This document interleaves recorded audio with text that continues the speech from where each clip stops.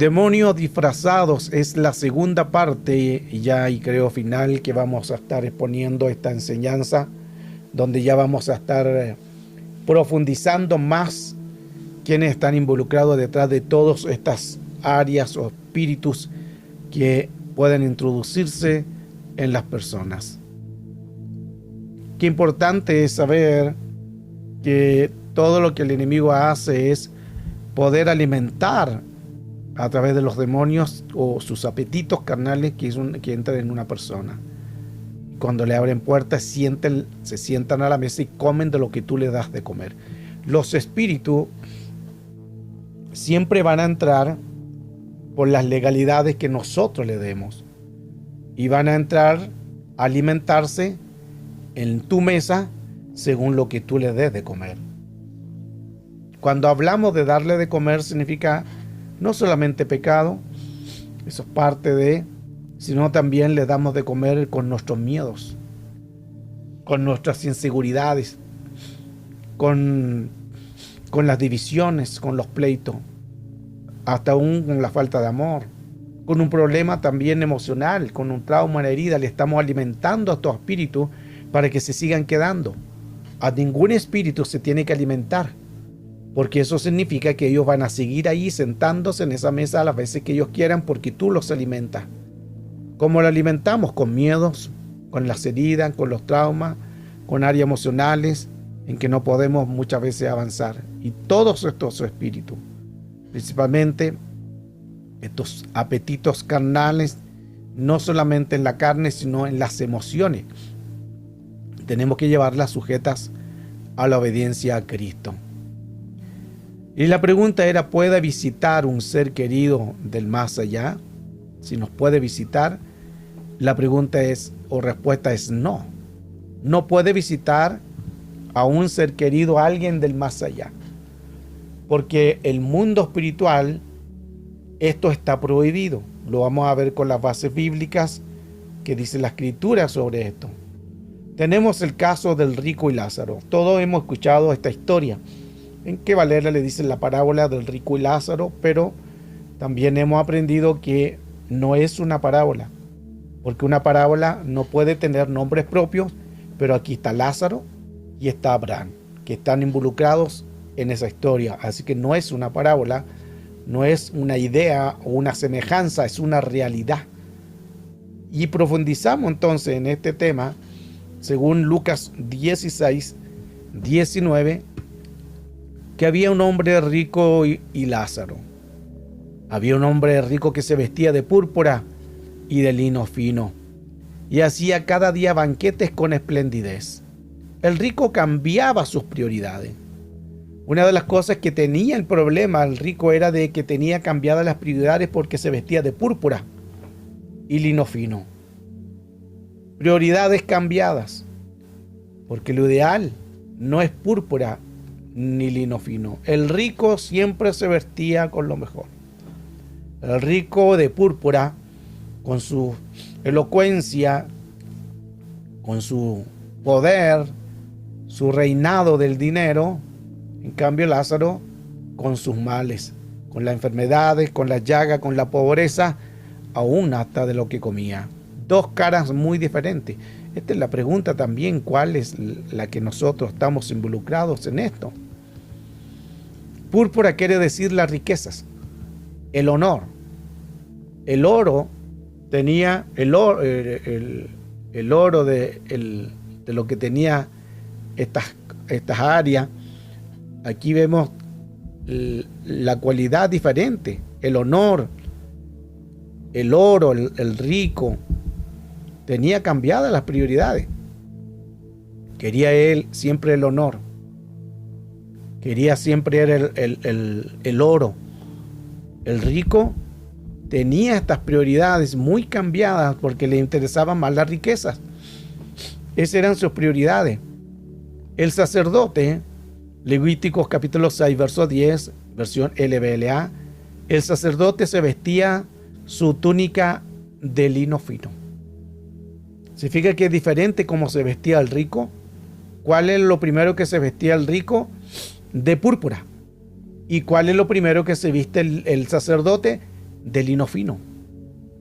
Y dice esta enseñanza: el sacerdote vestirá su túnica de lino y se pondrá los calzoncillos de lino fino sobre su cuerpo y tomará las cenizas que el fuego ha reducido al holocausto sobre el altar y las pondrá junto al altar. Todo lo que es, aún la ropa interior, todo tenía que ser primeramente con lino fino.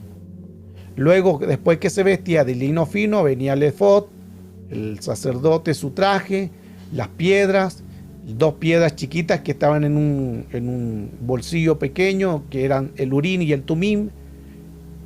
El sacerdote se vestía primeramente de lino fino. Ahora, ¿por qué el lino fino? Recuerde que el sacerdote tenía que entrar al lugar santo perfecto. No podía haber un pecado en él. Todos conocemos la historia. ¿Qué pasaba si el sacerdote lo pillaban en una ilegalidad? ¿Qué pasaba si el sacerdote estaba pecando? Inmediatamente era sacado muerto. Entonces, cuando dice que se vestía de lino fino, era porque después de haber pasado el sacerdote por el lavacro y se lavaba todo el cuerpo, se vestía de lino fino, porque el lino fino no transpira. Mire qué interesante eso. Si el sacerdote está haciendo el oficio y viene una gota de transpiración o de en su cuerpo, inmediatamente moría. Porque el sudor, recuerde que el sudor es una maldición. El hombre, por el pecado, por la desobediencia, vino un juicio. Trabajarás con el sudor de tu frente. El sudor es un juicio. Dios hizo un juicio por la desobediencia. Entonces el sacerdote no podía entrar al lugar a hacer el rito o la ceremonia y con transpiración en su cuerpo. Por eso que el lino fino es el único que no permite la transpiración, porque es algo que mantiene el cuerpo como en el cuerpo sin transpiración. Interesante todo eso, que nos da mucho a entender cuán importante es nosotros entrar al lugar santo o santísimo sin un área de contaminación. Elogio de la mujer virtuosa. La mujer virtuosa dice que teme al Señor. Proverbios 31, verso 22. Ella se hace tapices, ¿de qué? De lino fino. Y luego de púrpura. Se fija que nuevamente vemos a la mujer virtuosa. Vemos una mujer temerosa. Pero la mujer virtuosa se viste de lino fino primero. Lo mismo que el sacerdote. Y lino fino y luego púrpura. La mujer sabia se viste de lino fino y luego de púrpura. Pero cuando se cambian las prioridades, como el rico, ahí es donde viene todo un problema, porque el púrpura tiene que ver con honor, con riquezas, con gloria. Pero eso no es lo primero, sino es vestirse de ese lino fino. Y luego va a venir el color púrpura, que es los vestidos de púrpura. Pero cuando nosotros estamos en una contaminación, nos vamos a entender un poco o mucho estas áreas. Lucas 16, 20, había entonces, dice, un mendigo llamado Lázaro que estaba a la puerta de aquel lugar lleno de llagas y ansiaba saciarse de las migajas que caían de la mesa del rico. Y aún los perros venían y lamían su llaga. Era tanto lo que estaba sufriendo este hombre Lázaro, en que no había bocado, no había un manjar, no había pan, no había nada, a veces las migajas. Él dice que deseaba saciarse aún de las migajas que caían de la mesa del rico. Pero el rico siempre lo echaba del lugar por su condición el cual tenía. Pero aconteció que llegó un día en que murió el mendigo y fue llevado por los ángeles al seno de Abraham. Pero también murió el rico y fue sepultado. Lázaro fue llevado por ángeles. La pregunta es, si Lázaro fue llevado por ángeles, ¿por quiénes fueron llevados? ¿Por quién fue llevado el rico? Ahí tenemos claramente, esto no se requiere especular tanto, ni tener mayor conocimiento. Todos entendemos que lo que pertenece a Dios, siempre van a haber ángeles custodios que nos llevan aún hasta el camino al descanso. Porque cuando una persona muere, sale el alma, sale el espíritu y el cuerpo queda en tierra. Entonces, el espíritu o el alma va a un lugar, el espíritu, como dice Eclesiastés, vuelve a Dios, el alma sale y se va a un lugar de descanso o a un lugar de tormento. Son dos cosas, no hay términos medios. Y esa alma va a ir a un lugar de paz. ¿Esto qué quiere decir? Entonces, el verso 23 dice, y el Hades alzó sus ojos. Y en el Hades alzó sus ojos. ¿Quién alzó sus ojos? El rico. Estando en tormento, mire lo que está haciendo el rico, está siendo atormentado. Y vio de lejos, en una cima, a Abraham. Y vio a Lázaro en su seno. Entonces él, dando voces, dijo, Padre Abraham, ten misericordia de mí y envía a Lázaro para que moje la punta de su dedo en agua y refresque mi lengua, porque estoy atormentado en esta llama. Vemos entonces el sufrimiento del rico. En la tierra era elogiado, era reverenciado, aún por sus malas actitudes, pero seguía siendo rico. Pero en el Hades era el que no valía nada. No valía su dinero, su elocuencia, ni lo que tenía, ni su riqueza, nada valía. Pasa a ser atormentado, el cual cuando ve a Lázaro, inmediatamente le dice a Abraham, Padre Abraham, envía a Lázaro. Mire que aún él desde el infierno se creía que estaba todavía mandando como en la tierra. Envía a Lázaro, envíalo, o sea, todavía dando órdenes. Porque él vivía toda una vida con estos pensamientos de gobernar, de dirigir.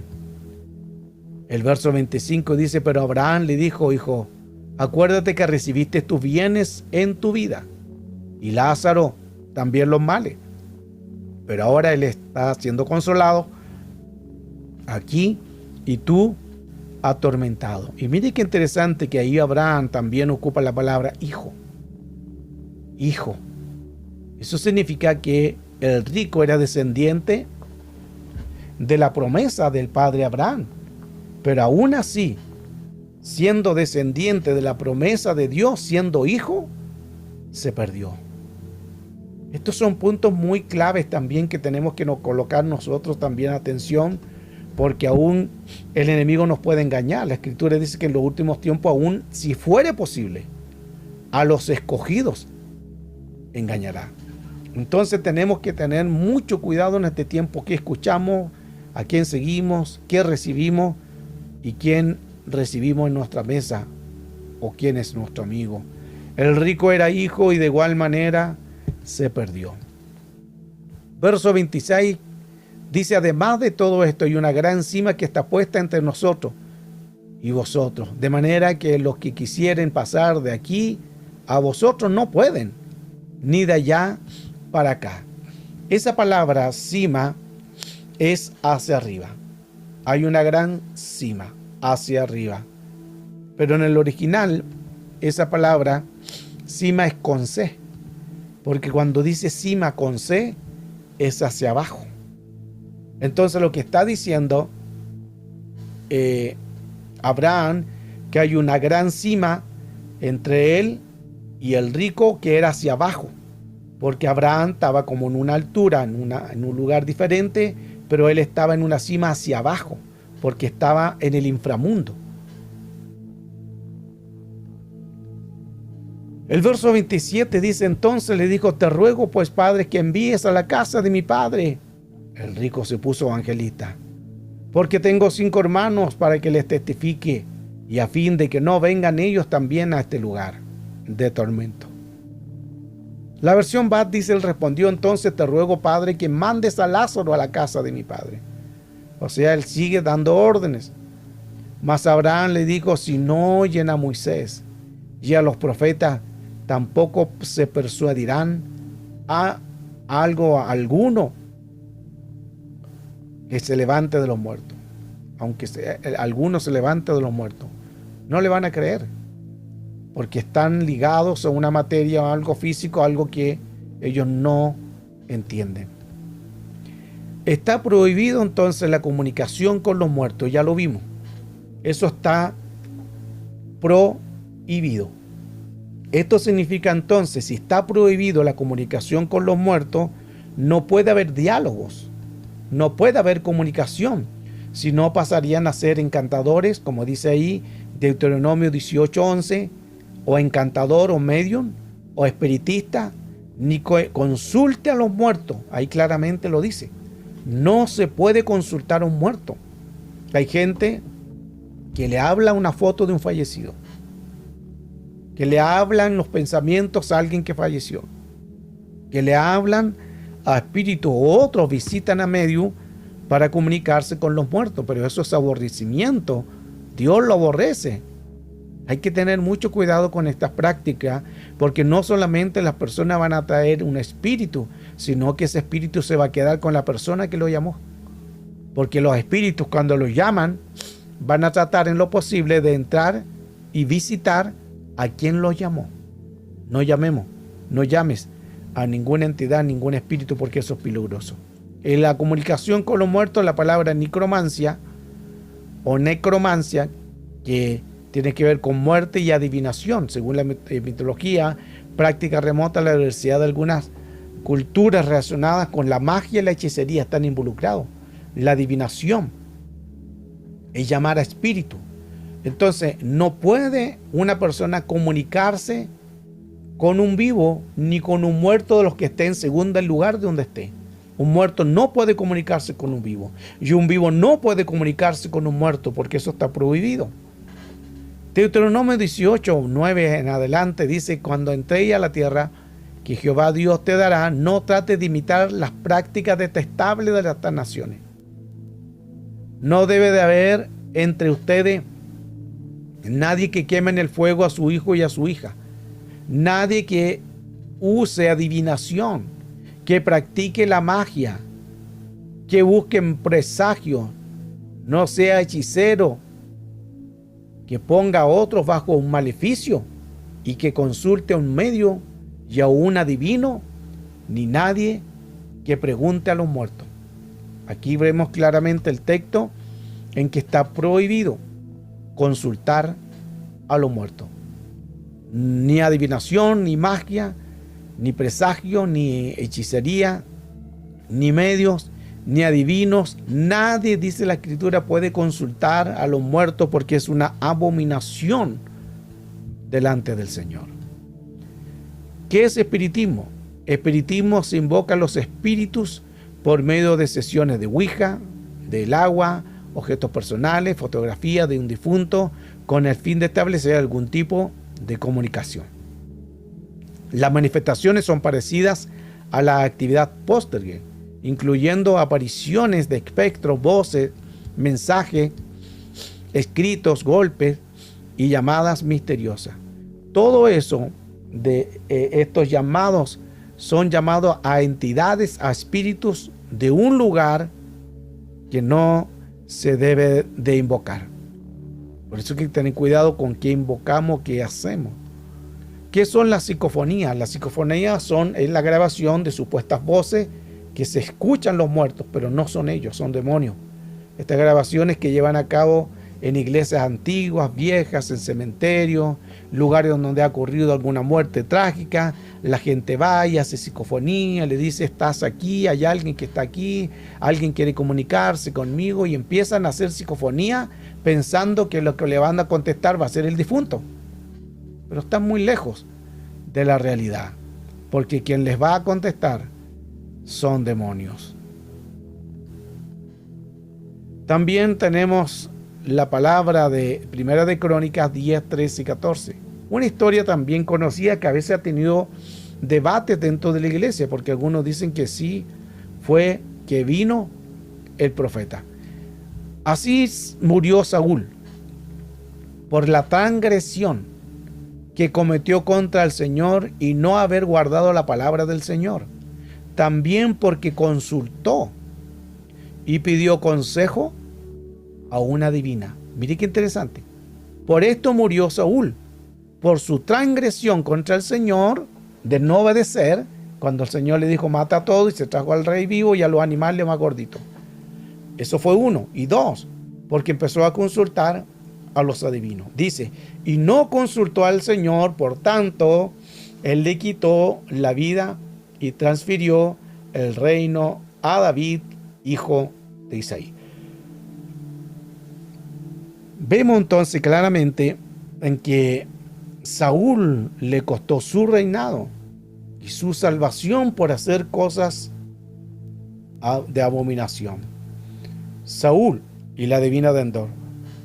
En este pasaje vemos también lo que hablábamos anteriormente, que muchos creen que Saúl apareció, que Samuel apareció, pero no es así. Ya Samuel había muerto, o sea, Samuel ya había muerto. Y si Samuel ya ha muerto, no puede salir a la vida. Recuerde que Dios da las leyes. Lo dice Deuteronomio claramente, es una ley. Entonces Dios no puede contradecirse. Hoy en día vemos a personas que dicen tan fácilmente, no, si yo fui al infierno y vi las almas y luego regresé. No, yo fui al infierno y el Señor me mostró todos los cantantes que estaban ahí y yo regresé para dar un mensaje. ¿Será realmente que eso sea así? Estamos analizando, usted juzgue por la palabra. Por eso es que hay que tener mucho cuidado con este tipo de personas que quizás pueden tener una visión de algo, pero no es que fueron. Porque el ir directamente a aquel lugar está prohibido. Jesús claramente lo enseña de abominaciones. Deuteronomio también lo enseña. No se puede haber una comunicación entre los muertos, los vivos, ni los vivos, ni los muertos. Lo menciona al rico y Lázaro. Entonces, Dios no se puede contradecir. Y dice, y cuando vio Saúl el campamento de los filisteos, tuvo miedo. Y se turbó su corazón en gran manera y consultó Saúl a Jehová, pero Jehová no le respondió. Ni en sueño, ni por Urín, ni por Tumín, por las piedras que tenía de consultar al Señor, ni por los profetas. ¿Por qué no le respondió el Señor? Recuerde que ya había sido desechado. El mismo que lo puso, lo desechó. ¿Por qué? Por desobedecer. Se fija que la paga del pecado es muerte, y no solamente un pecado que con nosotros nos escandalicemos, sino la desobediencia. Pecado, porque la desobediencia es como la idolatría es como la magia, como la hechicería, como encantamiento, como espiritismo, como brujería. Todo eso es rebelarse contra Dios, y Saúl se rebeló. Y consultó Saúl a Jehová, pero no le habló, ni por Urín ni por Tumín. Entonces Saúl dijo a sus criados, búscame a una mujer que tenga espíritu de adivinación. Vuelve a cometer el mismo error. Vuelve nuevamente a cometer otra falla delante del Señor. Si Dios sabía claramente lo que le había enseñado al pueblo, Dios le había enseñado que no tenían que buscar a adivinos, ni a agoreros, ni a sortilegios, ni a magos. Él lo primero que hace es, búsqueme una adivina. Búsqueme a alguien que tenga, búsqueme una mujer que tenga un espíritu de adivinación. Eso está prohibido delante de los ojos del Señor. Y Saúl se disfrazó. Se disfrazó Saúl y se puso sus vestidos y se fue con 2 hombres y vinieron a aquella mujer en la noche, a la divina de Endor.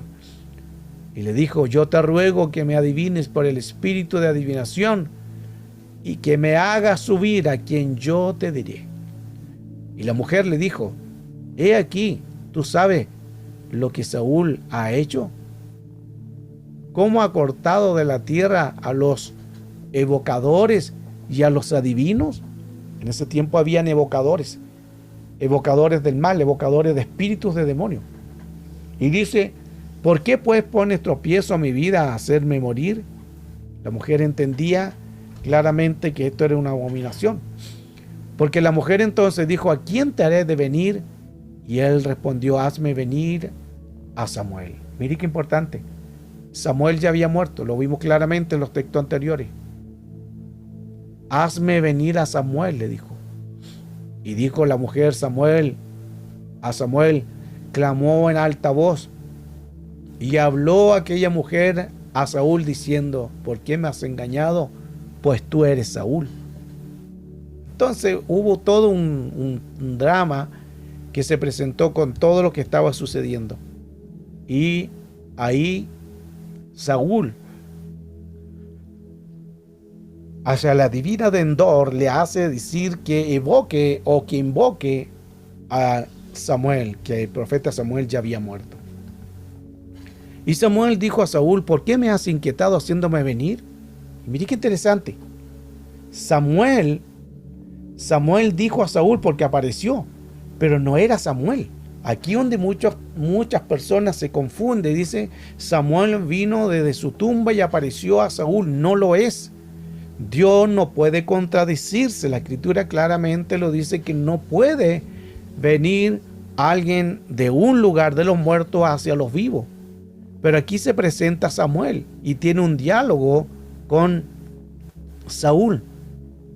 Aparentemente Saúl tiene ese diálogo con el profeta, pero Samuel, que ya había muerto, no era el profeta, sino era un demonio personificado en Samuel, con la misma apariencia, la misma voz, los mismos gestos, su cara igual. Al enemigo puede engañar, los demonios se pueden personificar en personas haciendo creer que es un familiar que vino del más allá.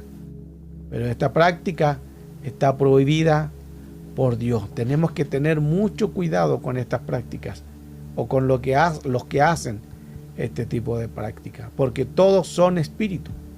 Lo que invocamos, lo que evocamos, son espíritus de demonios que se personifican. No saben el peligro en el cual están las personas al llamar espíritu, porque pueden venir fantasmas, espectros, sombras, con demonios, espíritus inmundos, pueden aparecer infinidades de espíritus, porque son evocaciones, pero que el hombre ha permitido que se manifiesten estas entidades. No son personas que aparecen, sino son demonios personificados. Vemos claramente entonces a través de la Escritura que estos tipos de manifestaciones hay que tener cuidado, porque cuando se aparece un espíritu de un muerto, se va a aparecer en toda la casa o principalmente a donde lo invocaron, y según donde lo invocaron va a empezar a dar su manifestación.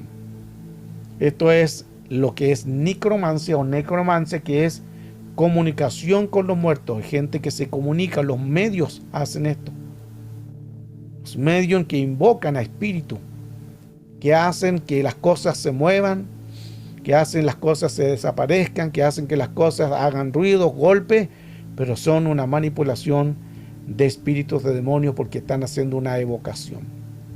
En conclusión, hemos visto que los que se aparecen a seres queridos, ya fallecidos, no son ángeles caídos, sino son demonios. Ellos son los que se aparecen, que toman parte del cuerpo de una persona que se fue.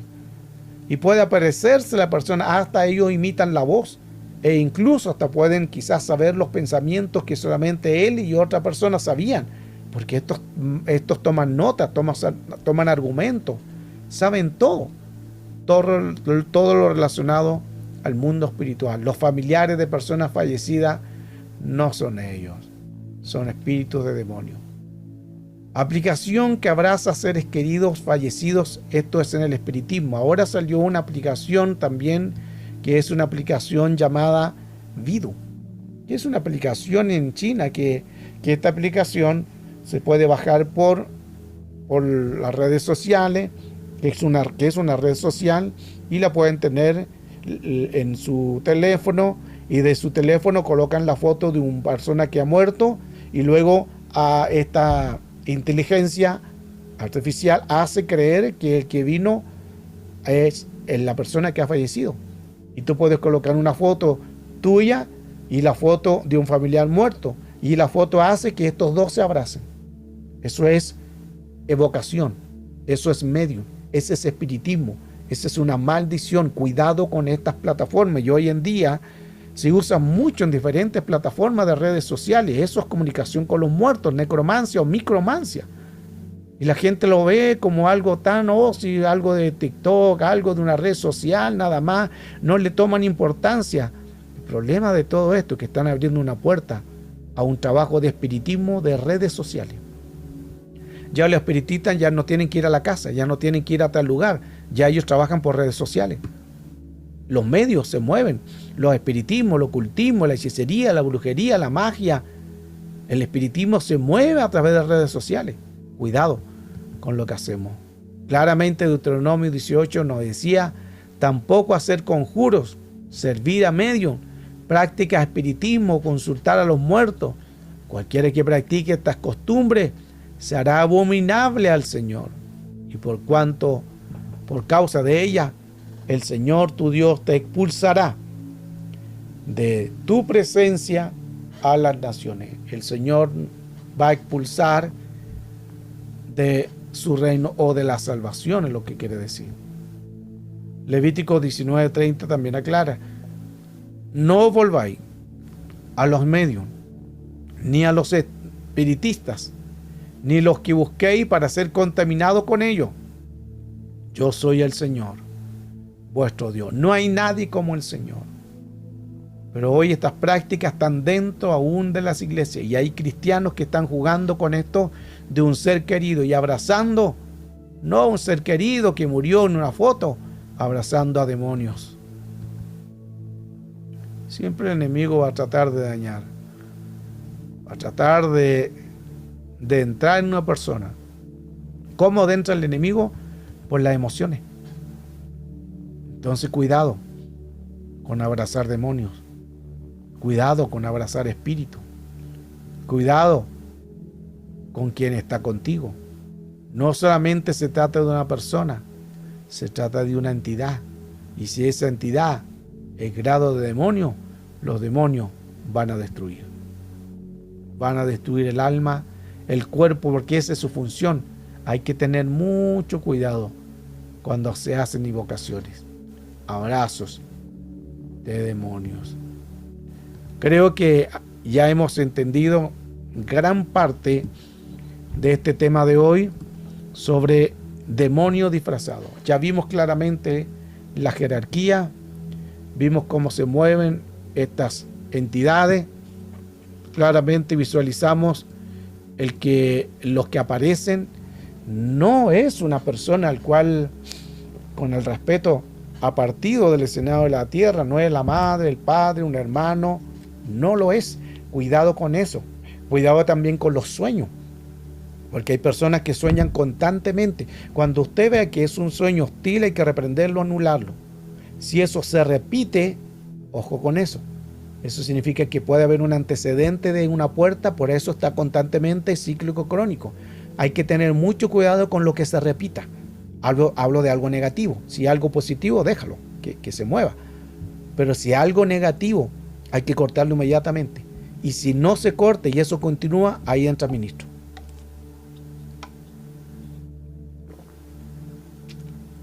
Importante entender esta parte importante del tema de hoy. Hoy terminamos la segunda parte sobre demonios disfrazados.